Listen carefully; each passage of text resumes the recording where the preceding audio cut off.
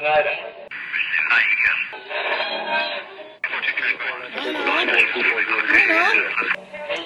is that you? There, I think I got it.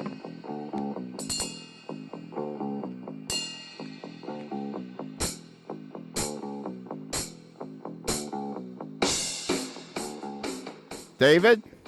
Lionel? It's Christmas. Merry Christmas. Yeah, Merry Christmas.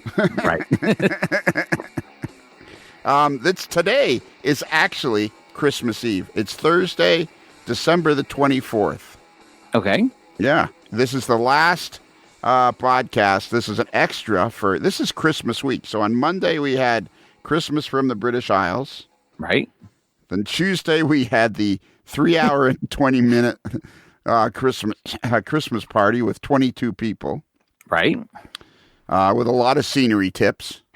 The extravaganza. Yeah, it was the extravaganza. It was the AML Christmas extravaganza.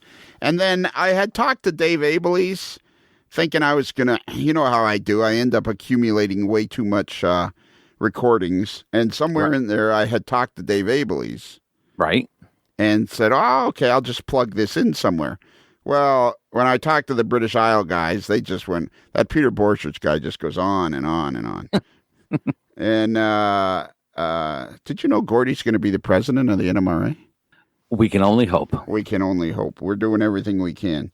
So I had this son, and then the next Christmas party, I don't know what I was thinking that I invited 22 people. I knew what I was thinking. The idea was, I knew it would be somewhat confusing, but it's actually quite easy to listen to.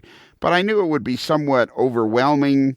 But I thought, oh, man, there's so many people to talk to and blah, blah, blah. It'll be fun. And it was fun. I think we had fun, except it just went on and on and on. Because everyone is so interesting, everybody needs to have more than 2 minutes. Yeah, that's pretty much it. And I mean, you know, we talked to Jordan and Smoking Joe D'Amato and Chris Adams and Tony Cook and just a whole plethora of people.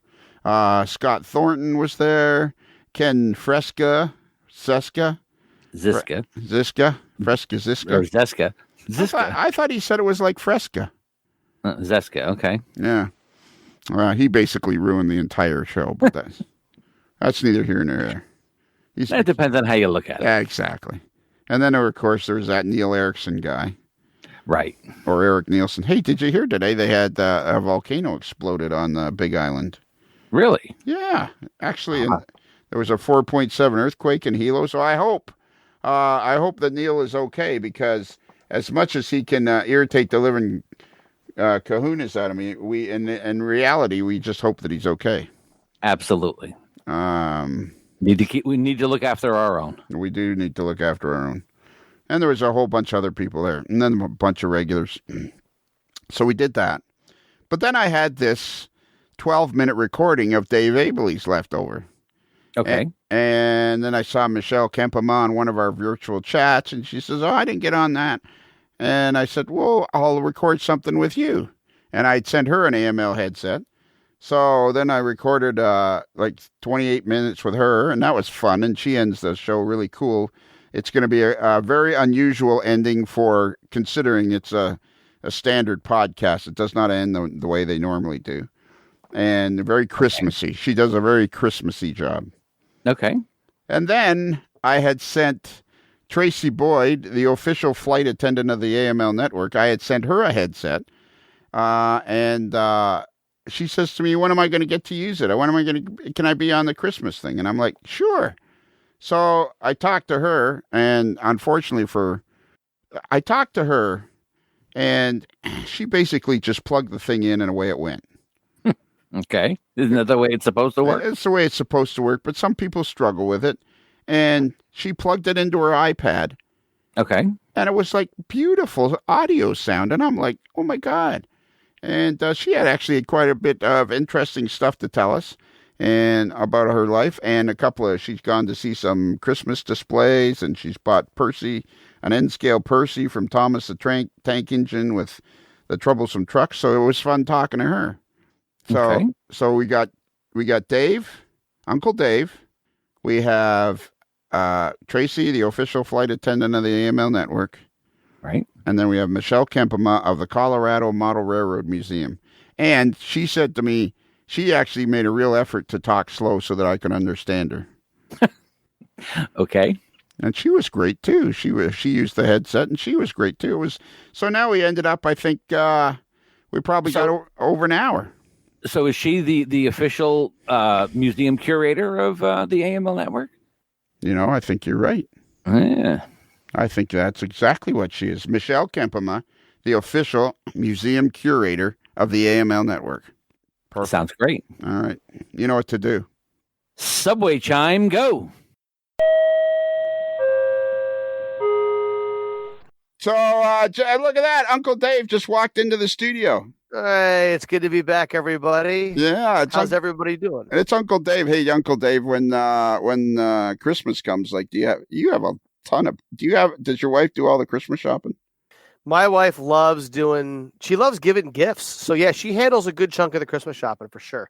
I love giving. I would say the vast majority of the Christmas shopping. I love giving stuff. I love buying. I love making people smile and giving gifts. Not necessarily. I love that you sent me some magnets. You sent me some cool stickers. I even got Fred the sock. That's right. Yeah, I did. He showed up in the mail. I know. I wish I was that guy that sent out the cheese balls because, man, that guy hit a home run. He just made. I'll tell you what, man. I wish I knew who it was. I'd give him a big old hug right through the internet. So, are you ready for Christmas though? I think it's a shift in gears this year because it's been such a wacky year. There's so much in everyone's mind, myself included. It's just there's a lot of energy out there. But I will tell you what, we have our Christmas lights on the bushes out front. Santa Claus is front and center in our attic window looking out over the neighborhood. He's lit 24/7. And we've got Christmas music on the sound system, and it rotates through. So I'm on my way to getting in the holiday spirit. I'm on my way. We're going to make the magic. And one of the cool parts, admittedly, about having young kids is that Susie, Teddy, and Pete, 8, 5, and 3, we've already had to pull them off the ceiling a couple times because they're a little wound up. So when you say magic is built. When you say Santa's lit, do you mean like he's been into the Jack Daniels, or he likes his beer a little bit? I didn't know if you knew that about Santa Claus, but there's a lot that's made that beer white, and no, he's got a light bulb inside of him. He's one of those classic 70s plastic. Oh yeah, I love it. Yeah. And my wife didn't want me to put him on the front porch roof. I did that the first year, which is awesome, but it kept blowing off. So now we put them in we have a big attic window that you'll see when you come down, and it looks right up Cherry Street to the railroad tracks, and Main Street goes across the front of my house. Cherry Street goes straight up the hill, and Santa waves to the whole kingdom. Did you ever see that movie? What About Bob with Bill Murray and Richard Dreyfuss? I did not see that movie, although I love both of those actors. That's back in the late 80s, early 90s, and Richard Dreyfuss is a psychiatrist, and Bob is one of his patients.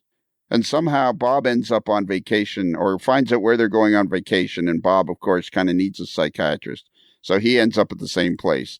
And the wife like, oh, that's not so bad. And basically Bob won't go away. He just won't go away. He's always there, whatever the family. Yeah, I'm thinking you might want to think about that movie when you keep inviting me down to your place. Well, there may be a confluence. It's true, but I know. I envision me on Monday morning. You're going off to work, and I'm sitting at the kitchen table having my cup of coffee, and you're like, you come down the stairs and you look at me, and you're like, oh, hi Lionel. Hey Dave, how you doing? I got to go to work. Yeah. See ya. So what time do you think you...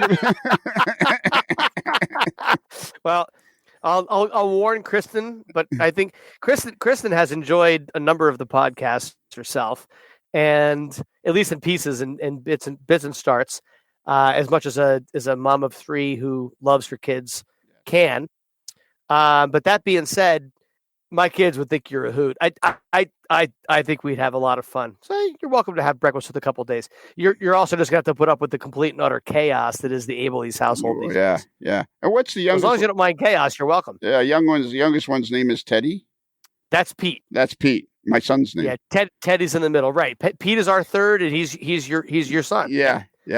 That guy looks like him and I could get along quite easily. Yeah. He's definitely a hot dog fan.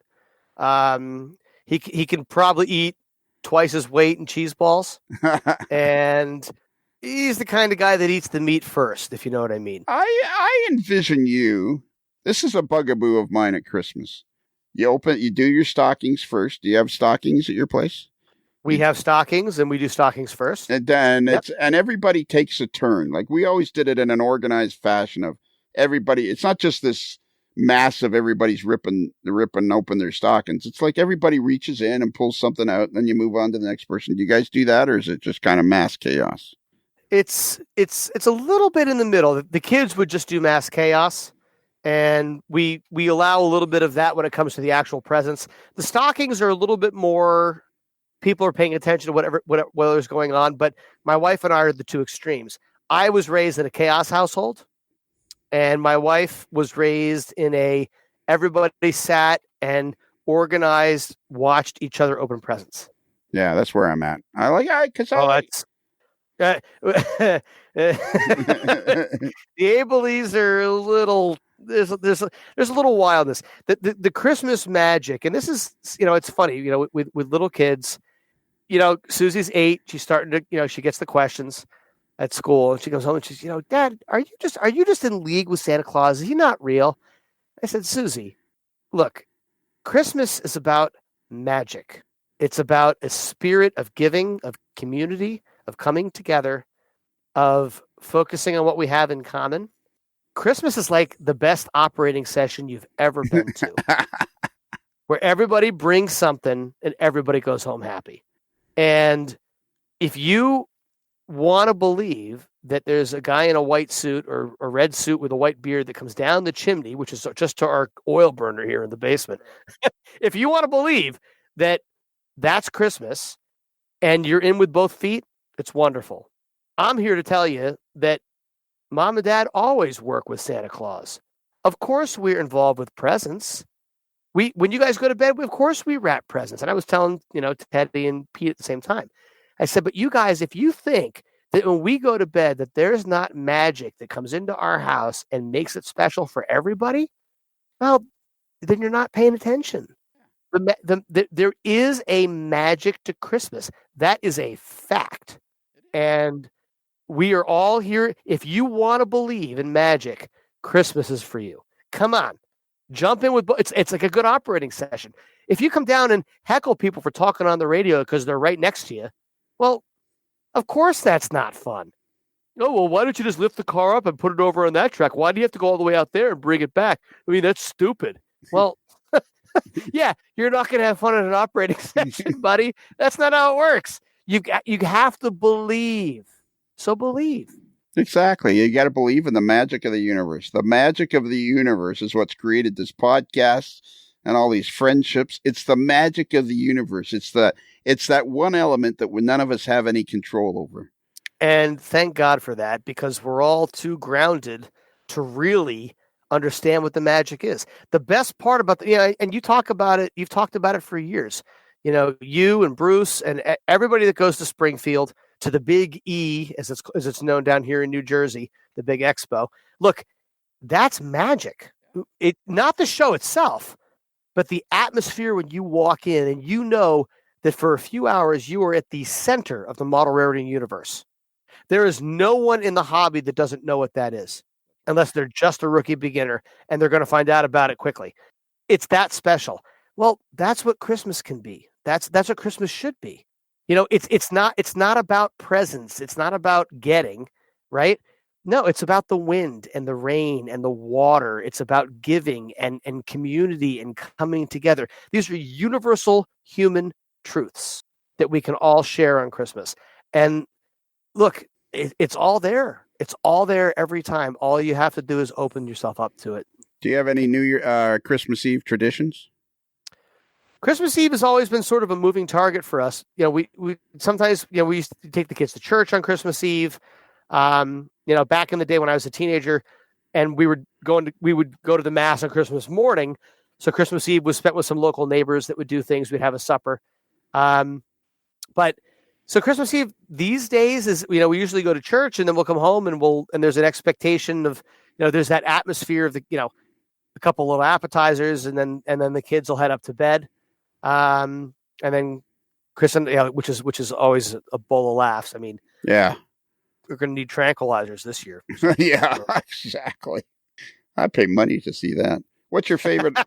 What's your favorite all-time favorite Christmas movie? There are several that I've enjoyed over the years, but my favorite all-time Christmas movie, I'm going to have to say the National Lampoon's Christmas Vacation. But Elf of 10 or 15 years ago, 20 years ago now, I don't know. Elf is fantastic. We love the Charlie Brown Christmas, the animated one, and my kids just watched that last night, and it was Pete's first time having seen it. He loved it.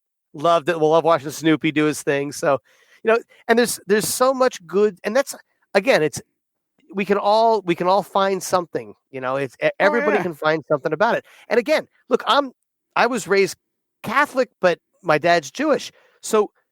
I mean, my dad used to call it the Hanukkah bush, but we would still put up a Christmas tree. He'd come to services with us. We'd go to temple with him. Yeah. It doesn't even matter the religion. It's a time of giving. It's a time of giving time to other people in your community in whatever way you can do it.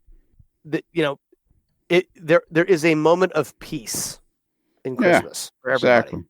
Exactly. It's the magic of cheese balls. Well, among other things, yeah. Cheese balls do go awfully nicely with Christmas beer. Yeah. I'd love to keep talking to you, Dave, but there's other people to talk to. Well, that happens. I know. And I'm always so quiet. I know you have to drag the words out of me. Yeah, I know. So. This is like a world's record for Uncle Dave. That Uncle Dave name caught on. I hope you're okay with it because that caught on. I like it. Yeah, I don't mind it. I mean, there's other nicknames I could think of that are far more derogatory. So I'm very happy with Uncle Dave. You're Uncle Dave. I Uncle Dave will, as Uncle Dave, the first time I'm admitting the incarnation of Uncle Dave. I want to wish a Merry Christmas and best wishes for the new year to the entire AML Nation, to anyone that listens to this. You guys, we have a lot to be thankful for, a lot to come together on. The best is yet to come. That's for sure. We have to believe that. We have to trust it. We have to be ourselves in this greater spirit, this energy that is the human condition, the human experience. But Merry Christmas to all. Best wishes. Happy Hanukkah. Whatever you're celebrating, you guys, enjoy it. Cheers. Best wishes. Feliz Navidad. Feliz Navidad. Da, da, da, da, da. Feliz Navidad. Feliz Navidad y prospero año de felicidad. Yeah, we kind of have a house rule, no singing. So. Oh. All right. See you, Dave. Well, it's the latest one I've broken. Yeah. Merry Christmas, everybody. So are you ready? Can I hit the button? Should I start recording? I don't care. You don't care? No. Well, that's a great attitude for Christmas. Well, I just finished my Christmas shopping. Did the very last of it just now. Just now, like online? No, I just got back from the market. Went to the lottery machine, bought scratch-offs. Nothing says Christmas like scratch tickets. Right? Well, when your son's 21, what else do you put in his stocking? Oh, okay. All right. That's for his stocking. Okay. Are you going home for Christmas? No. So I'm working. You're working? First time in my entire life. You're going to actually work on Christmas? I start a trip on Christmas Day, yes. On Christmas Day. You're not going to be, are you going to be Christmassy while you're doing it? Like pleasant? Or yeah, like are you dressed up like a Christmas tree? No, are you going to be walking down the aisle on whatever airline you're flying on and just like firing peanuts at people? And No. I might even give them a candy cane. Wow, that'd be cool. Actually, right? That would be fun.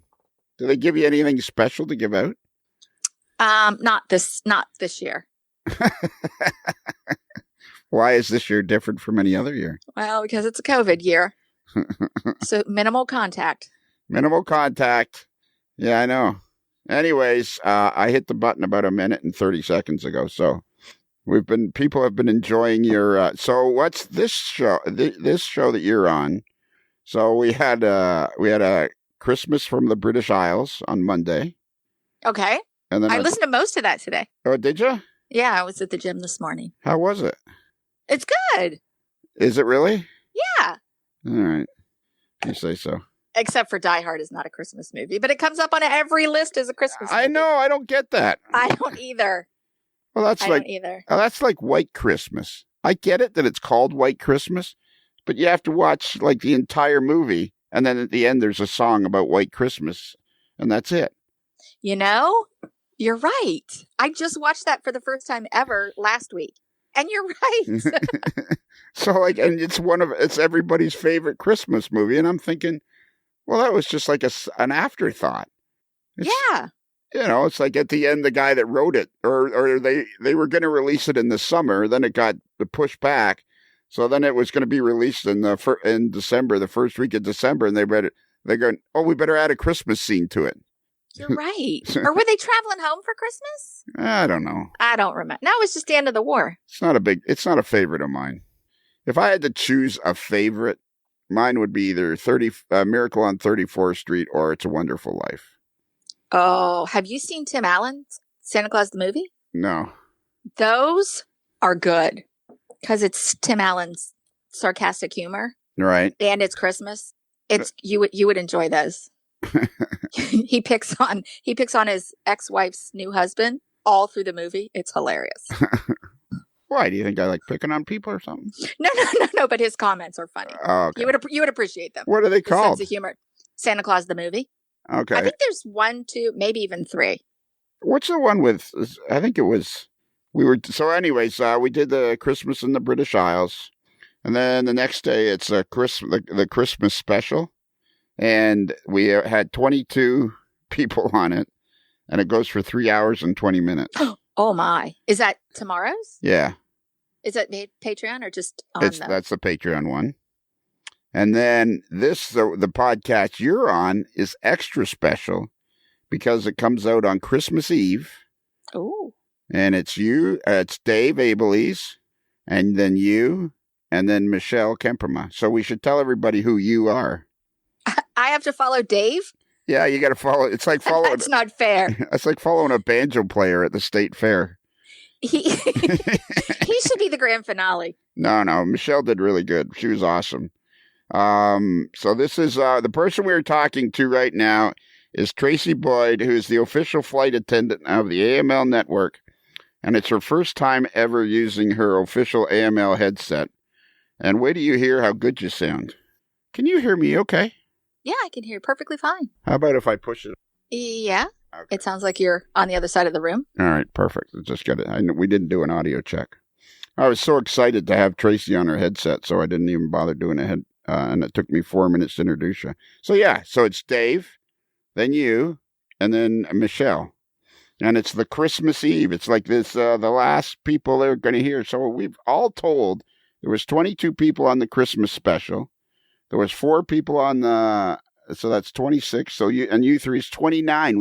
We heard from 29 people who are part of the AML Nation. Wow. Yeah. That's quite a few. So, what's your favorite Christmas movie? I'm going to have to go with Santa Claus the movie. All right. How many times have you watched it? At least a half a dozen. Really? Yes. I got to watch that one. What about the one with Ralphie? What's that one called?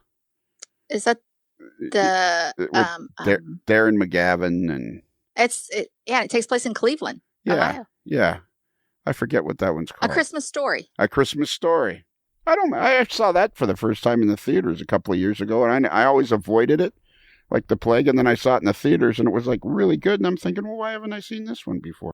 I've seen parts of it, but I don't think I've seen the whole thing. Yeah, you should probably watch it and now let's see what else is. A Christmas Vacation. I watch Christmas Vacation every year. I haven't seen that one. You've never seen... I've seen bits and pieces. And I used to be a Chevy Chase fan, but I don't know. Well, you don't have to be a Chevy Chase fan to watch this movie because it's a whole bunch of characters. You got to watch it once. I mean, I know enough about it that it's like, okay, maybe with an extra glass of wine, I can appreciate it.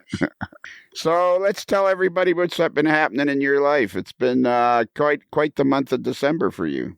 Yeah, it went like this. Wah, wah, wah. Christmas is my absolute favorite time of the year. And I got COVID, so I did nothing so far this month. So how did you get COVID? I don't know. Kissing passengers? I have no, just kidding. I have no idea. I live in a house with 12 other people that also are flight attendants. So I have no idea. And so did it just sweep through the house kind of thing? Well, 4 of us ended up with it. 2 people that I know had been sick tested and came up negative. Oh, you're getting a call. Yeah, I hung up. Sorry. I stopped it. Who's that? Your daughter? No. I don't know who it was. Because it wasn't me. No. What's your ringtone? Well, it depends on who's calling. Oh, okay. I have some friends that our kids grew up together, so we were all 4-H moms. Right. So one girl's ringtone is a chicken, the other girl that is a turkey, and the other girl's a goat. So when we get a texting conversation going, it is quite humorous. That's kind of neat. My phone ring is Hockey Night in Canada. There's an actual song, Hockey Night in Canada. It's like historic in Canada. The Hockey Night in Canada song is like historic. It's like the national anthem. And that's, I have a sad Christmas story. Oh. I won't tell it. Why? Well, because my best friend, one day, me and my best friend, John, we were sitting in a restaurant somewhere, and my phone goes off. And I was pretty confident that I was one of the few people that had Hockey Night in Canada as my ringtone. But then my phone goes off, and it turns out it was John's phone. And he had this exact same thing as me on his phone. But then that makes me think of John, and then that makes me sad. So it's a sad.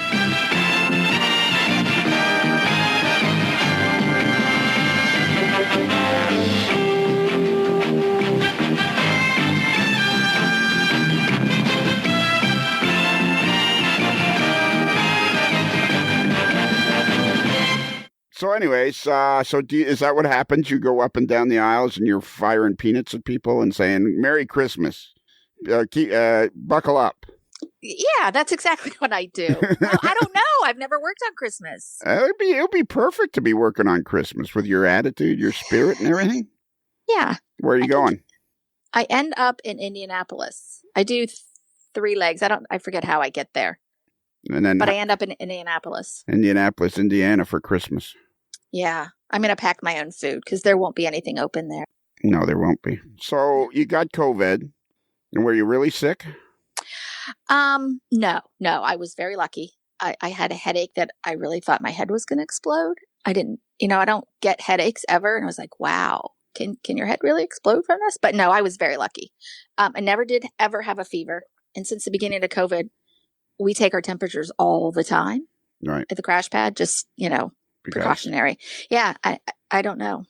But the 2 people that we really thought they were sick, they both tested negative. Whether they tested too late, I don't know. But anyway, none of us ended up that sick. I do have a very good friend in intensive care right now, but. Oh, dear. Yeah, but I hadn't seen her in months. That's right. Just a coincidence. In fact, of the 3 friends I have from home, 3 of us ended up with COVID at the same time. And how's your friend doing then? Still, she's hanging in there. What's her name? Chris. Hey, Chris. I'm sure she probably listens to this, eh? Every episode, I'm sure. Oh, I know what I forgot to do. I was talking to David Start last night. He's in charge of introductions. He'll be doing an introduction for this particular podcast. How is David? David is fine. And I told David that from now on, whenever I do podcasts, I'm going to wear my Carl Perkins glasses. Who's Carl Perkins? Who's Carl Perkins? He was one of the $1 Million Quartet. Oh, those are nice. I can't really see. And then they have gold. Oh. So Carl Perkins was one of the $1 Million Quartet, which made up of Elvis Presley, Jerry Lewis, and Johnny Cash, I believe. And he was a famous guitarist from Nashville. So I told David Start last night that whenever I do a podcast, I'm going to wear my Carl Perkins glasses. I bought these like 30 years ago, and I thought they were so cool, and I hardly ever wear them because I'm too embarrassed to wear them in public because they're too cool. Oh, that you should wear them then. I don't do too cool that well. So you're going to be what about your family? What about it? Well, we canceled it this year anyway. Nobody's coming home. Nobody's visiting. So it was canceled. Second time ever in my life that I haven't been home for Christmas. For the 30-some years, we've always had a big bash at the farm. Oh, yeah. Everybody comes home. They bring all their kids. Santa Claus shows up Christmas Eve. Who plays Santa? Santa plays Santa. Oh, of course. Of course. Who else? Last year, my brother-in-law stepped in. Trick question. Yeah. Who plays Santa? Hey, and you know what Santa's part of, don't you? The magic of the universe. Oh, he sure is. Exactly. Yeah, I'm always telling you about that. Okay, so you got COVID. You're feeling a lot better. You're feeling good enough now to go back to work. Do you feel like there's residual effects or what? Yeah, I still have no sense of smell. Oh, okay. Well, then you won't be able to tell that this podcast that we're on stinks. Right? I made myself chuckle.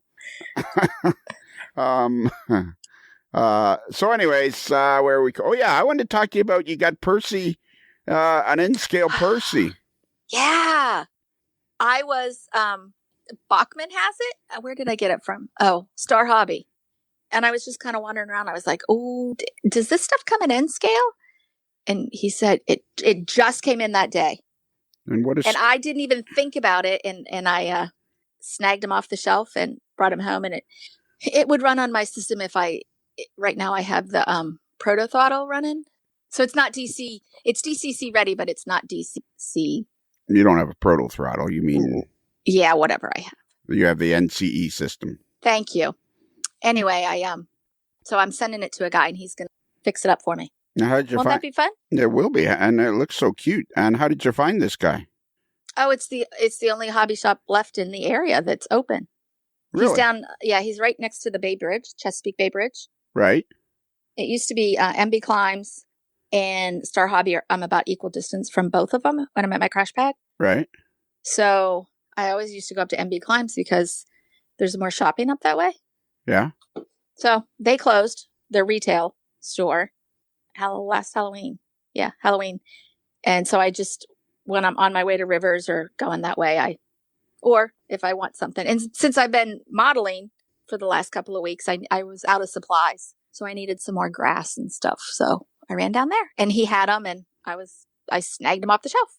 And Star Hobby is called. Yes. I never even heard of that. But who's putting in the DCC system?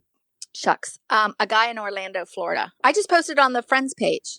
Well, I know, but not everybody might see it. So that's kind of what when you listen to the podcast, see, that's we try to cover as much ground as possible. And wait till you hear yourself on this podcast. Man, oh man, it's our buddy Tony Cook, the editor of Model Railroad News. He was the guy that discovered these headsets. And wait till you hear yourself. It sounds like we're sitting side by side. Which we are, of course. You're just across the desk from me in the studio, but wait till you hear yourself. You're going to be thrilled. You're going to want to be on the podcast all the time. So, okay, so you bought this at Star Hobbies. How much did it cost? This Percy is from Thomas the Tank Engine series. Yes, I bought Percy and I bought the Troublesome Trucks, 1 and 2. He was $85 and the trucks were $18 each. Really? Yeah. Well, that's not bad. I didn't think so. So it's like $120. But Yes. you didn't buy them from Midwest Model Railroad. You know what Midwest Model Railroad is, eh? The official, yes, the swag store. That's right. The official carrier of AML merchandise. You just go to their website, MidwestModelRR.com, and boom. There's all your AML swag. So, okay, so you're in the store. So you were just in the store because you were on your way to or from something? You were out spreading No. You were out spreading COVID around? No, I was officially done with my quarantine, but my doctor wouldn't release me for 14 days. CDC and our company says 10 days of quarantine. And I had a negative test and quarantine for 10 days. And my doctor still would not release me for 14 days. Okay. So I was out and about. Right, Because because after that many days, you have to. That'll kill somebody. so you go down to Star Hobbies to get this. You're walking in. Were you on your way to somewhere, or you just were out trying to kill time? No, I've been working on my N scale layout that I have in CrashPad Right. because I hadn't really done much for a very long time. So I've just decided just to do greenery, all trees, rocks, that kind of thing, because I can't even attempt to do buildings and people and streets at N scale. Right. So I needed more stuff. Do you remember when we went to see Stephen Hayworth in Chicago, his layout? Yes. And he had done that, right? He had covered his entire layout with ground foam and the basic scenery, and it looked great. Well, that is what I did. That was probably where I got that idea. I think it's a great idea. If I was to build another layout, that's exactly what I would do. I mean, Stephen Hayworth, Stephen, I know you're listening, so you should put up more pictures of that. What else do I got to talk to you about? We haven't got much more time. Okay. Because this is not supposed to be an epic. This is just a quick. So Dave only got like 12 minutes, and I've been talking to you for 20. And I wanted to ask you something else. Hang on, don't tell me. Oh yeah, you went to this really cool train display somewhere in Baltimore. Oh yeah. Which one did I go to that I posted? That was the flagship train. So that's a guy that it's on his sidewalk in front of his house. Really? Baltimore puts out, there's a website called grandpastrains.com. Right. Grandpa's Train Garden. If you just Google in Train Gardens in Baltimore 2020, it pops up. So I found that a couple of years ago, and I print out the list and I go to as many as I can. So that was the one that I went to the other night. So, okay, here it is. Train Gardens in Baltimore. All I put in was Train Gardens. 10 train gardens to choose from around Baltimore. Is that Grandpa's Trains? It just says, well, let me see. Hang on. No, it's care.com. So it's just okay. Yeah, do Grandpa's Trains because it comes up with all inclusive. It goes from probably up by Tom's place, Tom Jacobs. So it goes from Lancaster area down through Reading and Hershey area. So it goes up to PA, York area, all the way down to Virginia, all the way out to the eastern shore of Maryland. And then it goes over to the western edge of Maryland. And it lists anybody that has a train display. Most of them are in fire departments. A lot of them are not going this year. But there's some tradition with volunteer fire departments setting up train displays and taking donations. So it has to do with Baltimore. And there's an article linked to it, but I actually haven't read it. See, whenever we talk about you being on the podcast, you're always like, oh, well, blah, blah. This is awesome. I found it. And it's under WVMGRS.org. WVMGRS.org. It's called Grandpa's Holiday Train Garden Page. Is that it? Yes, that's it. Washington, Virginia, Maryland. So I guess that's what WVM stands for. Washington, Virginia, Maryland. GRS.org. And you know what org stands for, right? Organize. Yes. This is really cool. It is very cool. And when does it go from until? Well, it lists because every display is different. Right. So they start right around Thanksgiving and they usually go through the new year. And some like the Baltimore Train Society, it's not going because they moved their facility and it's not open. But some are just weekends, some are every night, some are in malls, some are in storefronts. Like there's a suburb of Baltimore called Ellicott City, and their fire department does a big layout. But this year, in place of doing it inside the firehouse, they did it in conjunction with the businesses in downtown Ellicott City. So each of the businesses put most of them are just little trolley things, but they did a small train display in all of their windows. Wow. So it benefits the businesses too. So then they can go down and maybe people will do a little shopping. Yeah. So then there's after you go, it says tracking down seasonal Baltimore phenomenon. It's holiday train garden traditions, Fire Museum of Maryland, what to do, what blah blah. There's like tons and tons of stuff on here. Oh, it's pages. It's like 10 pages. And I took River out when I was there a couple weeks ago, prior to the COVID thing. I think it was the house the week before all that. We saw some out on the Eastern Shore down in Berlin, Maryland, which is over by Ocean City. What a spectacular idea. Mm-hmm. I wonder if there's anybody any place else in the country that does this. Look at this. Not only is it Christmas Eve, but we're being informative as well as entertaining and keeping people company. There you go. Holy mackerel. Wait do you hear yourself on this headset? You're going to be like, oh my God. You're going to want to be on the podcast every week, and I'm going to have to say, no, Tracy, I'm sorry. You can't be on every week. You can't do that. And you've just got it plugged into... See, can you help Chris Adams with his scenery? No. Probably not. After you listen to tomorrow's the Christmas special. I've seen pictures of his. No. Yeah, well, he can help me. Well, once you listen to the Christmas special, the 3-hour and 20-minute extravaganza, then you'll understand why I'm asking that.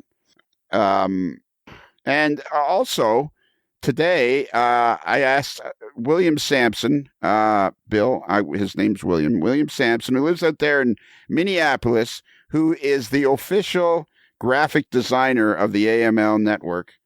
I said to him last night, I just was sitting here and I was trying to think of the cover shot for this particular episode. And I thought, man, I wonder if I could have, it would be really cute to have Fred the Sock with a Santa hat on. So like last night at like 11 o'clock, while I'm watching the Cleveland Browns beat the New York Giants, I thought, I'll just send him a message, And by the time I woke up this morning, which was very, very early, probably around 6 a.m. or 7 a.m. To pee, though, not to wake up for the day. By the time I woke up, he had done it already.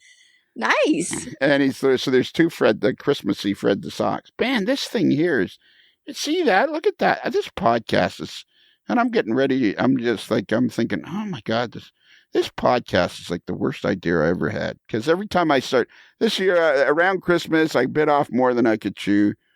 29 people we talked to at Christmas. So then those are the times I kind of get a little bogged down.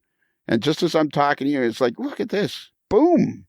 This is really, really cool. The grandpa's holiday train page for everybody that lives in that area has to look at this, because I bet you it's an absolute blast going and looking at these layouts.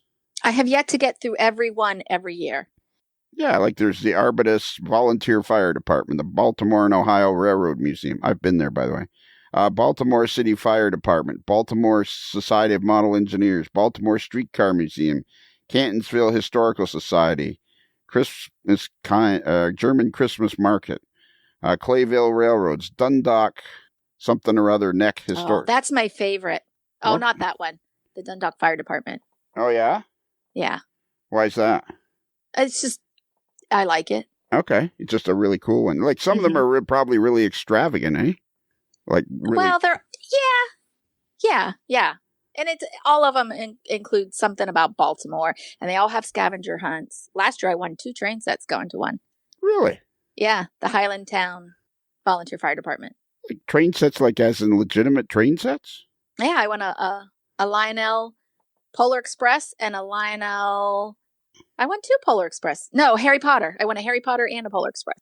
And both of them were made by Lionel. Yeah. My name's Lionel. I know. What a coincidence. That means I should send them to you, huh? Yeah. And it just goes on. The list just goes on and on and on. Wow. Yeah. Way to go, Tracy. Why wouldn't you have told us about this before now? You didn't ask. I call you every day asking if I could be on the podcast, and every day you say, no, sorry, you got to get a headset. Nope, sorry. Well, that is true. So finally, yeah, my Christmas wish came true. Yeah, that's true. Well, you know what? Yeah, you're right. Every day she calls, and I'm like, no, you don't have a headset. I'm sorry. And it's like every day, right around 11:30 in the morning, the phone rings, and I'm like, it's probably Tracy again. And if she's on the plane, she'll text like, "Can I be on the podcast?" No, sorry. All right. So your time is coming to an end here. So any Christmas wishes you'd like to send out to everybody? Just Christmas wishes to everybody. Okay, that's it. Mm-hmm. So you promise you're going to be fun on the plane on Christmas Day. Who's flying on Christmas Day? Everybody. Really?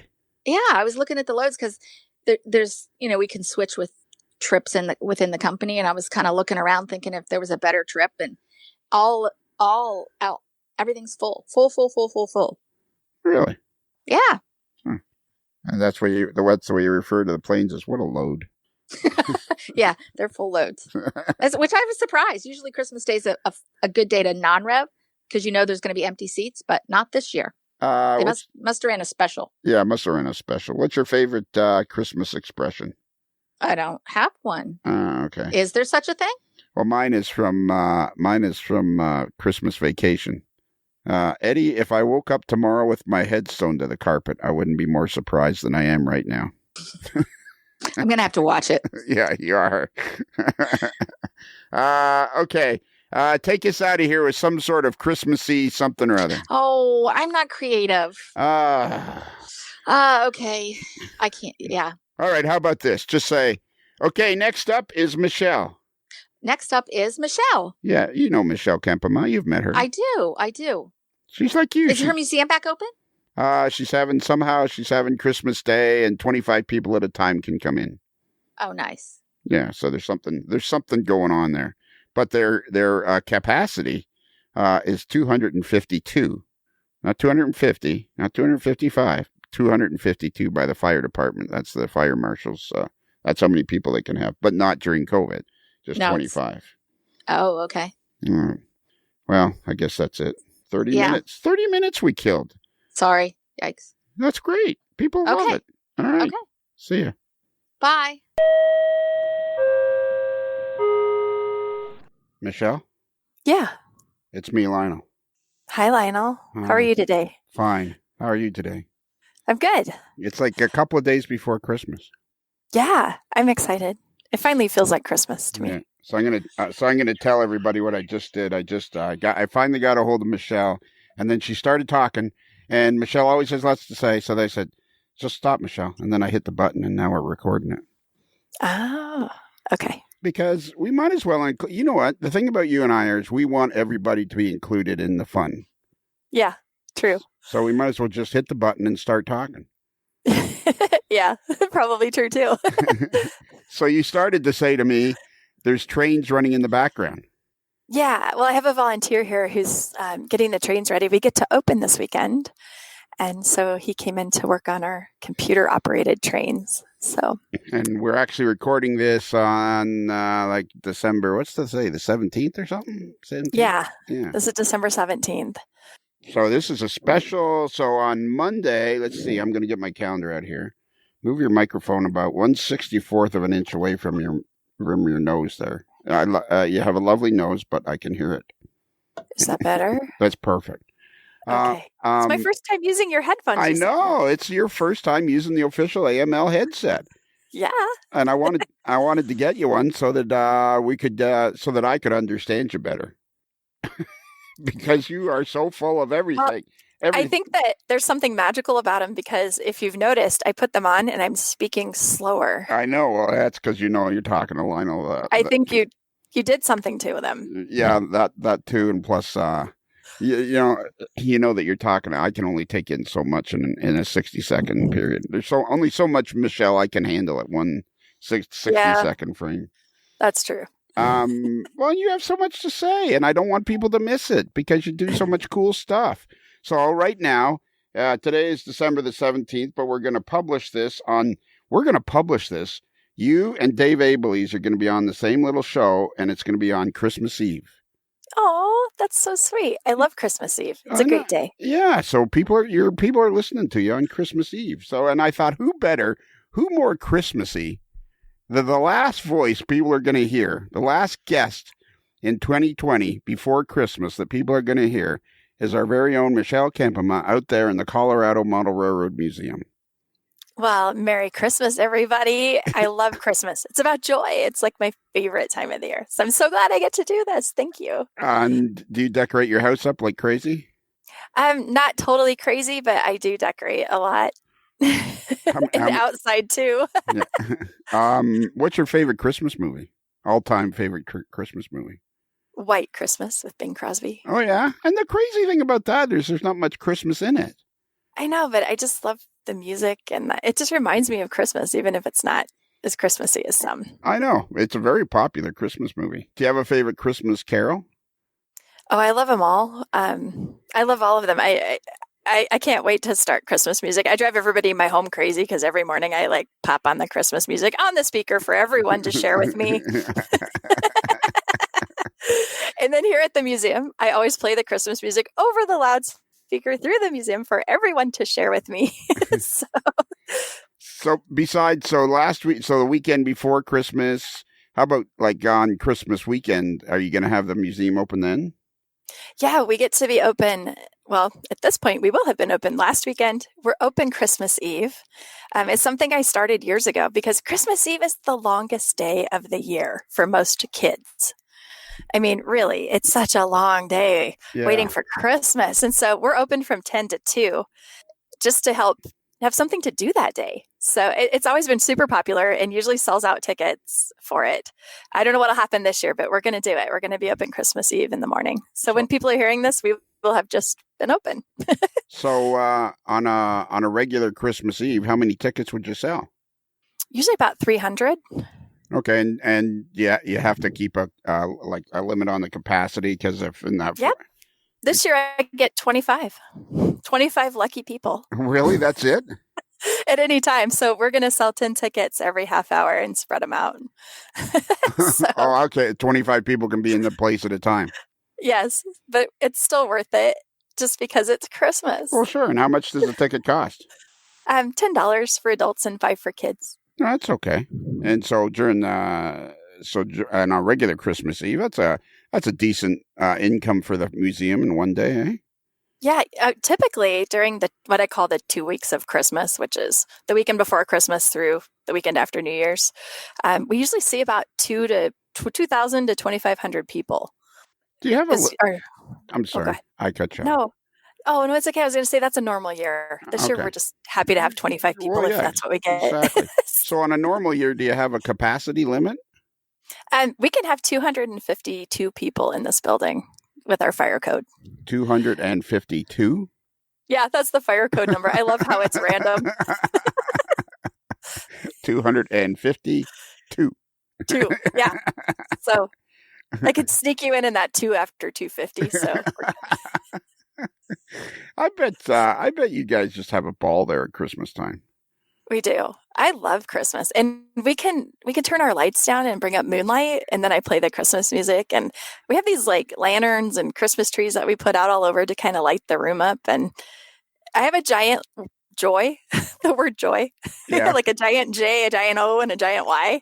I actually have 2 of them. I have one that's white and one that's colored, and we always have those out. And I just love Christmas, so it's my favorite thing. I love just that whole feeling. And then I'll have cookies, and I like to do like cookies in the lobby and some hot apple cider because it makes the whole place smell really good. Right. Like Christmas. So what's your husband's name? Keith. Keith. So is Keith just basically exhausted all the time living with you? Yes. He calls a lot of my projects, he calls them being voluntold. Voluntold. I like that. Yeah, he's a good sport. So what, when COVID is over, what kind of plans do you have for the museum? Well, we get to open weekends like we normally do with a capacity of 25 as we go forward. I hope we can go back to our events this summer. We have like dinosaur days, so fun with kids, and we'll probably try to do something limited if we're still in that situation. I want to try to do as much as we can and have as much fun, because we're all about fun, as we can this year. 2021. Yeah, exactly. Well, yeah, but I mean, hopefully, if everything goes according to the way, if everything returns to normal, people are just hoping things return to normal. If they return to normal, like you must have some sort of. Do you have like a program that you plan out for the year? Like, do you have a calendar of events for the year? I do, and I have multiple calendars. So I have the calendar of events for things you do in the lobby, like what kid craft are we going to do this Saturday with whatever theme we have. So if it's dinosaur days, we're going to do some dinosaur stuff, maybe dig for fossils, or we have gold rush days, we pan for gold. We have, so there's event themed calendar for that kind of stuff. And then we have our youth calendar. And so for our youth calendar, we're doing T-Track this year. Modules, and we're building a module that we can put inside the museum so a kid can walk in any day and pop his personal T-Track module into this layout and run trains. during their visit to the museum. And I think that's going to be really fun and interactive. So you're And then building, building like a special layout for T-Track, or there's going to be a We spot are. up? Okay. We're building one where it has to be mobile, portable, and fit in the small space that I have in here. So we're definitely customing it. We will own the end pieces unless a kid builds one, but they'll be able to come off. And we'll build the base underneath it so you can easily pop a module in or out. Wow. That's a cool idea. So let me see if I get this straight. So you're going to build a small layout out of T-Track modules. And then if a kid comes in and his module, you store his module in the museum. And then if he comes in, he can pop in his particular module and run trains through his module. Well, I hadn't thought about storing them here. I was thinking he brings it in with him. Well, I'm just trying to follow along. It's Michelle. Well, it's a decent idea. I feel like you know what I feel like? I feel like I'm the kid that's late for the school bus when I'm talking to you. And it's just pulling away from the corner, and I'm running down the street going, wait, I'm right here. And the school bus is driving away, and it's like, wait. I feel like I'm always trying to catch up. That's funny. So Sometimes I feel like I'm an out of control bus. So there you go. Yeah, there you go. So, okay, I thought what you said was the kids would store them there. But, okay, the kid stores it at home, so he brings in his T-Track module. But he can insert it into this layout that you permanently have there, and so he can run trains on his own module on your little layout that you have there. Correct. Yep. That's the idea. Who came up with that idea? Me. It's a great idea. But then I this is what I do. I come up with these ideas, and then I go to my volunteers. And I'm like, "Can we do it?" And sometimes my ideas are a definite no. But occasionally they're like, yeah, I think we can make that work. So I have a volunteer named Bill Kempner who has built this layout for me, the base underneath. Right. And kind of the way we can make it mobile and hook it together.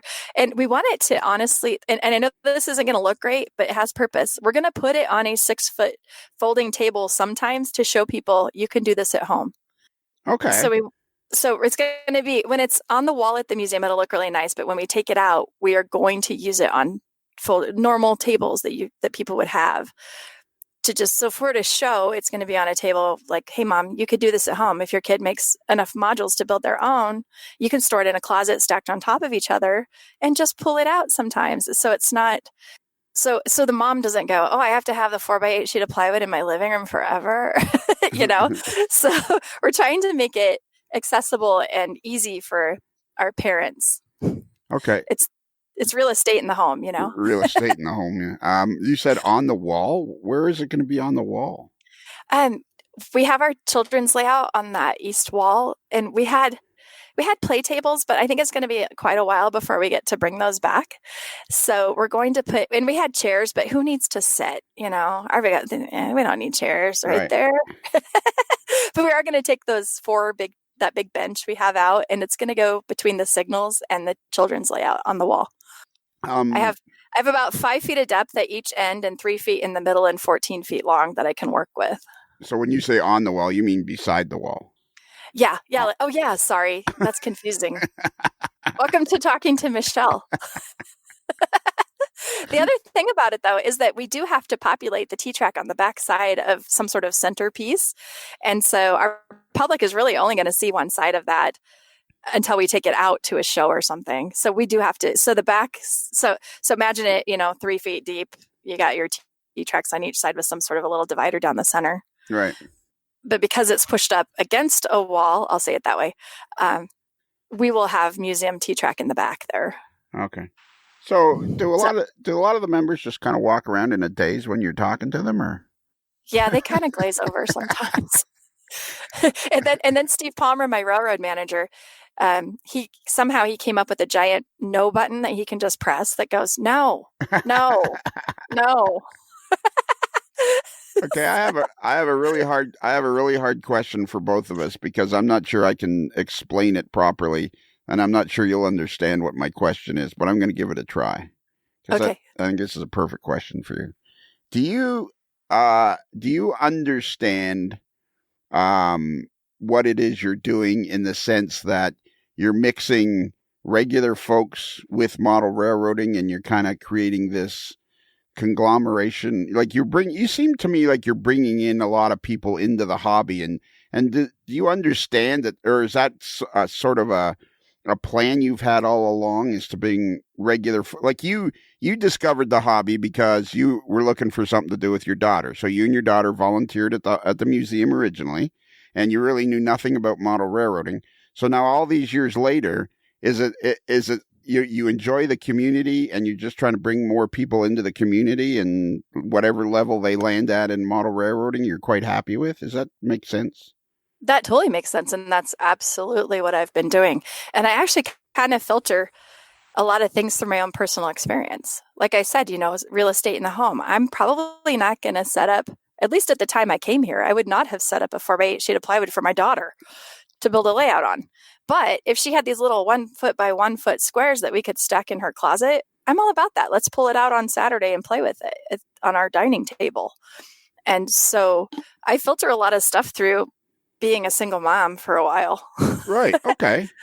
So you draw on that experience to help you engage people in, because I'm assuming a lot of people come into the museum just because it's there. I mean, I feel lucky enough that I've been there, I've seen it, I've experienced it, I've had the full Michelle experience. So I'm assuming a lot of people come into the museum just because it's there, a part of Greeley.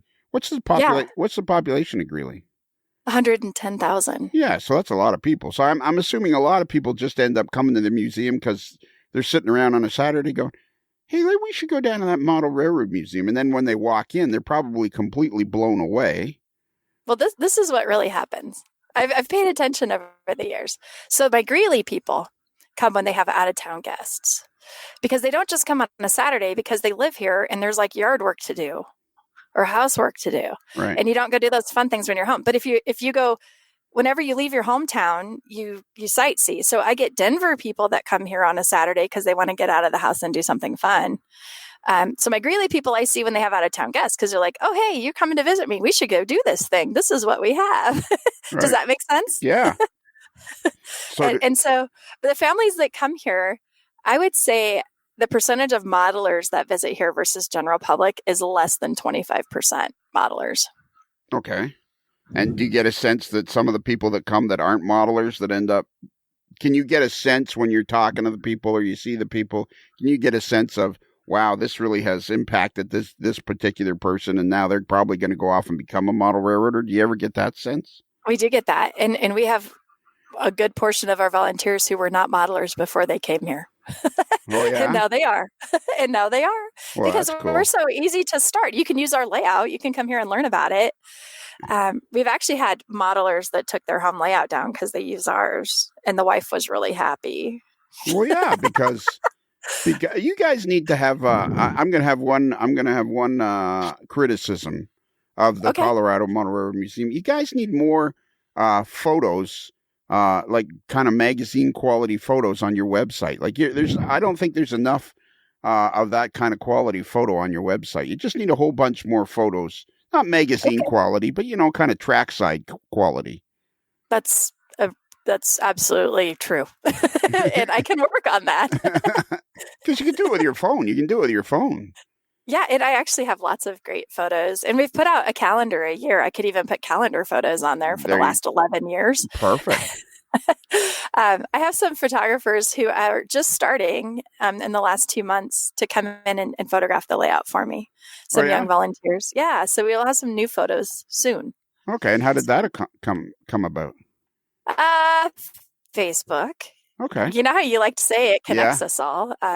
They're local guys that I kind of knew them, but then I'm like, hey, you guys should come in here because I see their fantastic real prototype photos. And I'm like, you should come in and photograph the layout. It's John Crisanti. I don't know and Kirk Orndorff, if you've ever seen their work on Facebook. We bought John's calendar this year, The Trains of Colorado, because he's really good. And I'm like, I think if you can photograph the real thing, you could do models. And so they've been coming in sometimes in the evenings and giving me some new stuff, hopefully. I haven't seen their work yet, so coming in soon. So, okay, the guy that Trains of Colorado, he's made a calendar. I have heard of I've heard these two names. And so you somehow contacted them, and now they're coming in and photographing the layout. Yeah, as volunteers. I love that. What a great idea! You are the reason I sent you a headset is because we got to get you on on a semi-regular basis because I think you're a huge asset to the hobby. Do you understand that? Well, thank you. I was once told I would single-handedly destroy the hobby. Really? Yeah. Well, yeah, but I was in a bad mood that day. It was before you. Oh, okay. It was in the first year I was working here. And I've always kind of laughed, and I'm like, well, I guess if something goes wrong, well, just blame me. So what, was that a volunteer or something that said that to you? It was a member of the local model railroad club, and I had Star Wars Day because we're about visitor experience. And so I threw out a Star Wars Day for the first time, and I was talking about it at the club meeting, and he came up to me and he's like, you will single-handedly destroy the hobby with this kind of crap. Okay, but I think it's because I've been there. I think it's really important for people to understand that Michelle does have a lot of these interactive things to include to draw. Not it ends up drawing people into the hobby, but you have a lot of interactive things for kids and people to interact with.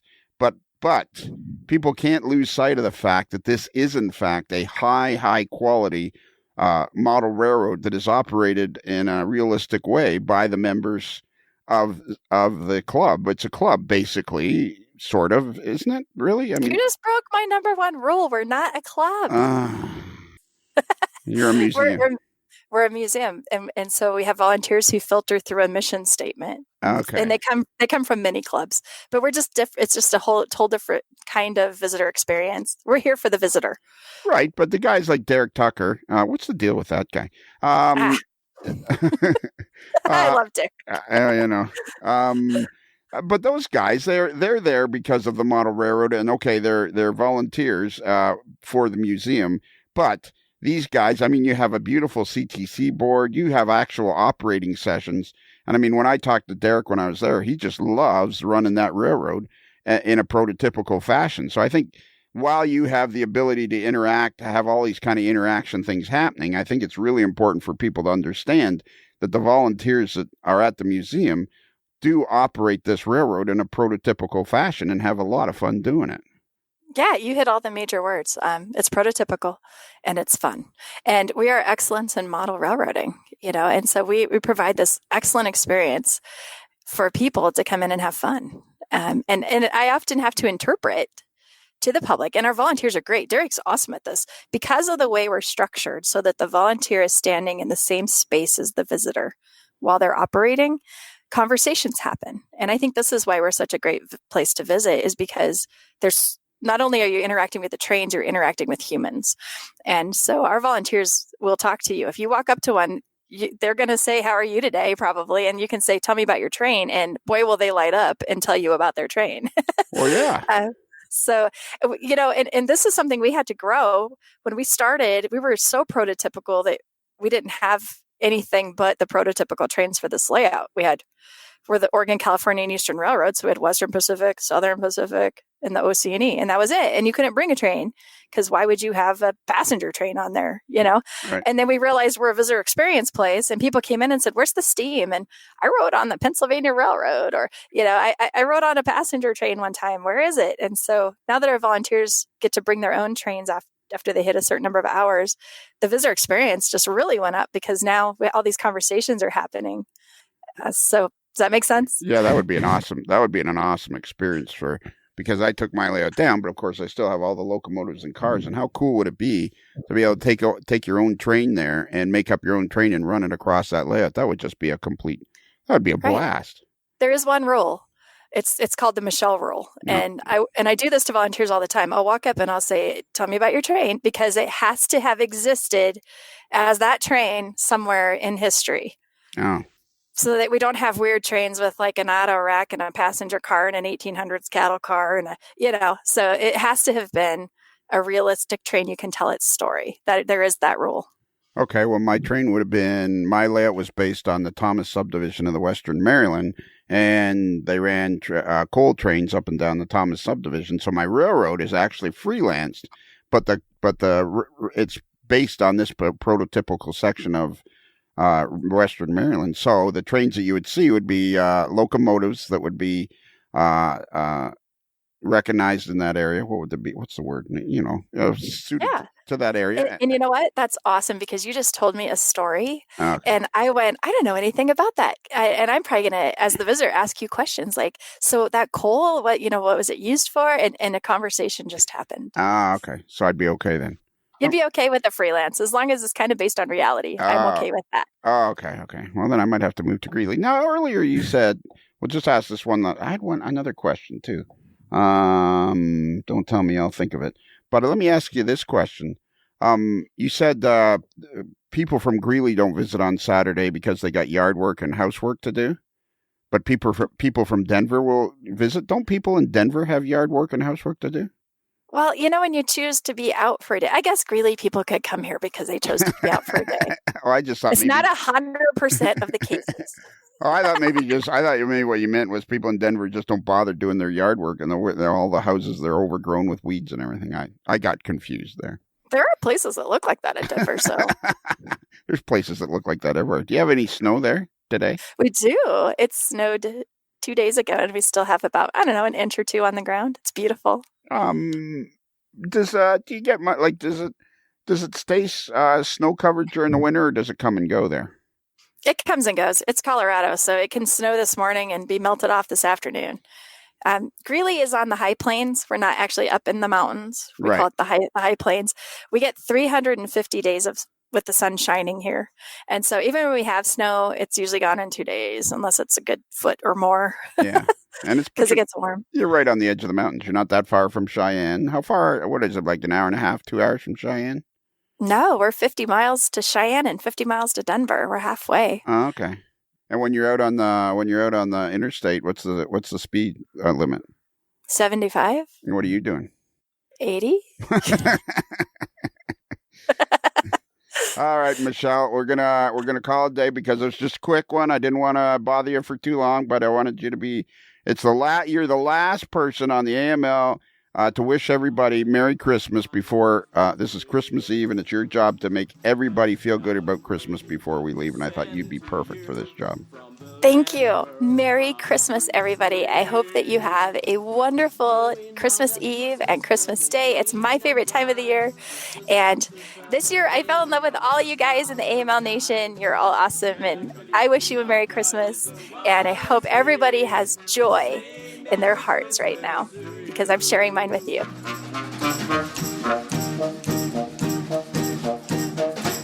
Malakaniki is a thing to say on a bright Hawaiian Christmas day. That's the island greeting that we send to you from the land where palm trees wave.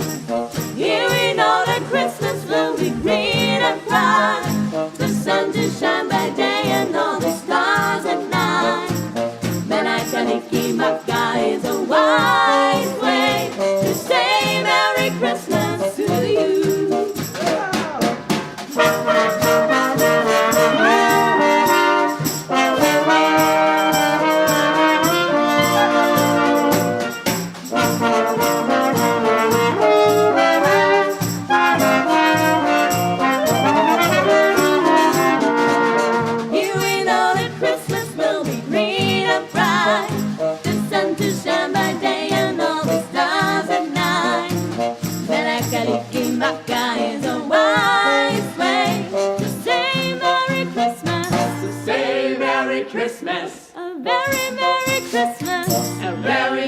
Christmas. A merry, merry, merry, merry Christmas. A merry, merry, merry, merry Christmas to you. It's another Lincoln Homer.